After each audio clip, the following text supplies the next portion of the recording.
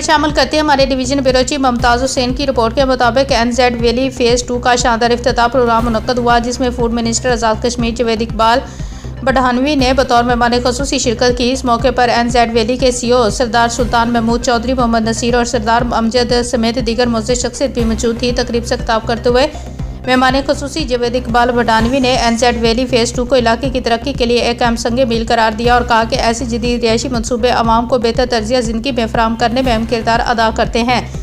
NZ valley phase 2 کی location اسے دیکھ کر منصوبوں سے منفرد بناتی ہے۔ یہ منصوبہ راولپنڈی اور اسلام آباد کے سنگ پر واقع ہے، جبکہ رنگ روڈ اور مندر ٹول پلازا سے صرف 5 کلومیٹر کے فاصلے پر موجود ہے۔ منصوبے میں پانی، بجلی اور گیس جیسی بنیادی سہولیات موقع پر دستیاب ہیں۔